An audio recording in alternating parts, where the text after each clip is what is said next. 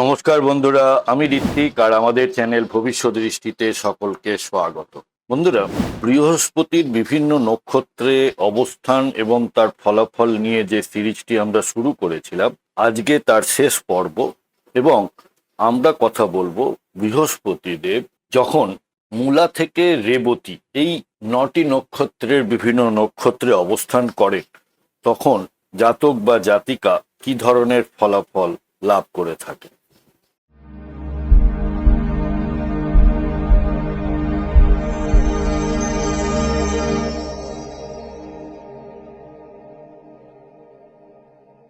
বন্ধুরা, আপনারা যারা যারা আমার চ্যানেলটি অলরেডি সাবস্ক্রাইব করেছেন তাদেরকে জানাই আমার অসংখ্য ধন্যবাদ ও কৃতজ্ঞতা। যারা এখনো সাবস্ক্রাইব করেননি তাদের কাছে আমার বিনীত আবেদন, চ্যানেলটি সাবস্ক্রাইব করুন এবং পাশে থাকুন।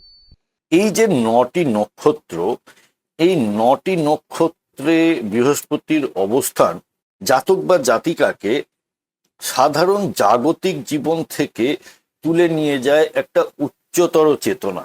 এনাদের মূল লক্ষ্য হয় চূড়ান্ত উপলব্ধির সন্ধান ও পরম সত্যের উন্মেষ। জাগতিক মোহ থেকে আধ্যাত্মিক মুক্তি বা মোক্ষের পথে এনারা অগ্রসর হন। জীবনের মূল উদ্দেশ্য অনুধাবন করে থাকেন এনারা। প্রথমে আসি মূলা। কেতুর এই নক্ষত্রে যখন বৃহস্পতি দেব অবস্থান করেন, এখানে জাতক বা জাতিকা জীবনের মূল উৎস খুঁজতে প্রবলভাবে আগ্রহী হয়ে পড়েন। জাগতিক মোহ ত্যাগ ও পরম সত্যের সন্ধানে ব্রতী হওয়া, কঠিন ও অপ্রিয় সত্যকে খুব সহজে মেনে নেওয়ার অসীম ক্ষমতা। কিছু মানুষ আছেন যারা রিয়েলিটি বা বাস্তব বা কঠিন যে পরিস্থিতি সেটাকে মানতে চান, কিন্তু এনারা চট করে বুঝে যান যে আমাকে এটাকে নিয়েই চলতে হবে। ব্যক্তিত্বে অত্যন্ত শক্তিশালী আধ্যাত্মিক রূপান্তর বা ট্রান্সফরমেশন এনাদের হয়ে থাকে। পরের নক্ষত্র হলো পূর্ব আষাঢ়া। উচ্চ আকাঙ্ক্ষা ও নৈতিকতার অপূর্ব মেলবন্ধন। শুক্রের এই নক্ষত্রে বৃহস্পতি জাতককে জীবনের বড় লক্ষ্য পূরণে প্রবল পরিশ্রমী করে তোলে। আদর্শবান ও উচ্চাকাঙ্ক্ষী ব্যক্তিত্বের অধিকারী হয়ে থাকেন এনারা।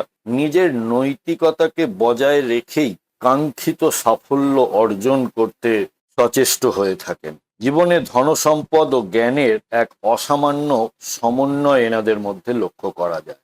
এরপর আসি উত্তর আষাঢ়া।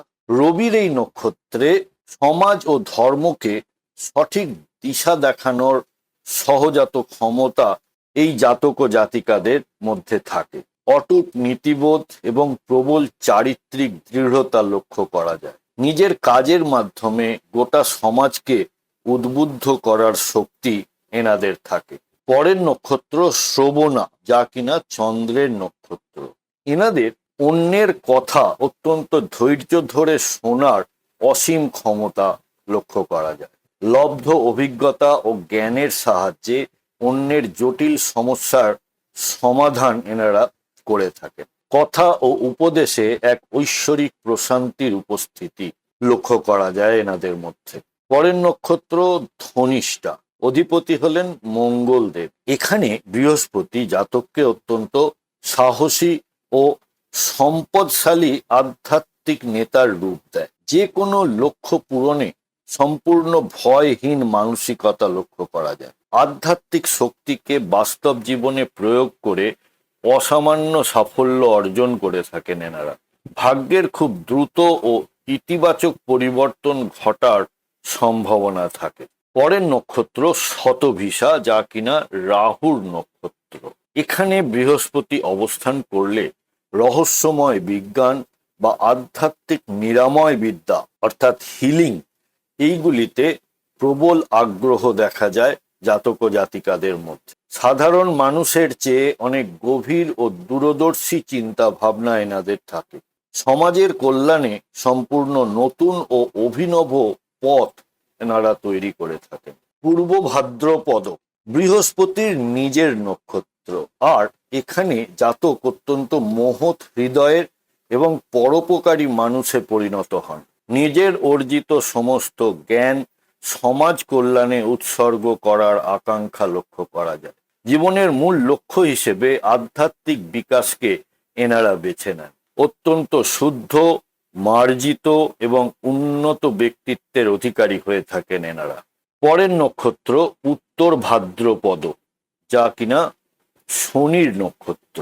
এখানে বৃহস্পতির অবস্থান জাতককে অত্যন্ত স্থিতিশীল এবং পরম জ্ঞানী করে তোলে। জীবনের প্রতিটি পদক্ষেপে গভীর সতর্কতা এবং ধীর স্থির মনোভাব এনাদের মধ্যে লক্ষ্য করা যায়। জীবনের শেষ ভাগে পরম শান্তি ও মোক্ষ লাভের পথে অগ্রসর হওয়া, দীর্ঘমেয়াদী কাজ এবং অসীম ধৈর্যই এনাদের জীবনের সাফল্যের মূল চাবিকাঠি। পরের নক্ষত্র শেষ নক্ষত্র রেবতী, যা বুধের নক্ষত্র।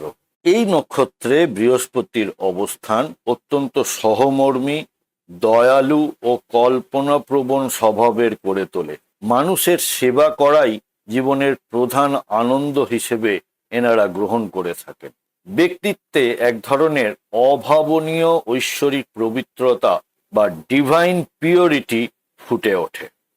বন্ধুরা, আমাদের এই ডিসকাশনে কোনো পার্টিকুলার চার্ট ধরে বা গ্রহের অবস্থান ধরে কিন্তু কোনো কথা বলা হচ্ছে না। আপনার কোনো হাউসে যদি সমস্যায় থাকে বা জীবনে কোনো ধরনের সমস্যার সম্মুখীন হন, তাহলে আপনারা ভবিষ্যৎ দৃষ্টির সাথে যোগাযোগ করতে পারেন এবং আমাদের কাছ থেকে আপনারা কনসালটেশন নিতে পারেন। আপনাদের ন্যাটাল চার্ট বা গ্রহগত অবস্থান জন্মকালীন, তার সাথে দশা অন্তর্দশা এবং আগামী দিনের যে ট্রানজিট এবং তার প্রভাব, এই সব মিলিয়ে আপনারা একটি রেজাল্ট বা সলিউশন আমাদের থেকে পেতে পারেন। কন্ট্যাক্ট নাম্বার এবং ওয়েবসাইট এবং চেম্বারের অ্যাড্রেস সবই দেওয়া হলো, আপনারা সময় মতো যোগাযোগ করতে পারেন। বৃহস্পতির সিরিজ এখানে শেষ হলো। বৃহস্পতি কেবল একটি গ্রহ নয়, তিনি আমাদের জীবনের আভ্যন্তরীণ গুরু। নক্ষত্র ভেদে এই গুরুর প্রভাব আমাদের আত্মিক বিকাশ, ভাগ্য এবং মোক্ষ লাভের পথকে নানান রূপে পরিচালিত করে। আপনার জন্মছকে বৃহস্পতি কোন নক্ষত্রে অবস্থান করছে, আপনার জীবনের যেসব ফলাফলগুলি আপনি লক্ষ্য করেছেন, তার সাথে আমাদের কথাগুলি কতটা মিলল, আমাকে কমেন্ট বক্সের মাধ্যমে অবশ্যই জানাবেন। বন্ধুরা, প্রতিবেদনটি কেমন লাগলো আমাকে অবশ্যই লিখে জানাবেন কমেন্ট বক্সের মাধ্যমে। যদি ভালো লেগে থাকে তাহলে একটি লাইক করবেন আর আত্মীয় স্বজন বন্ধু বান্ধবের সাথে শেয়ার করতে ভুলবেন না। আজকের পর্ব এখানেই শেষ করছি। সাথে থাকার জন্য অনেক ধন্যবাদ।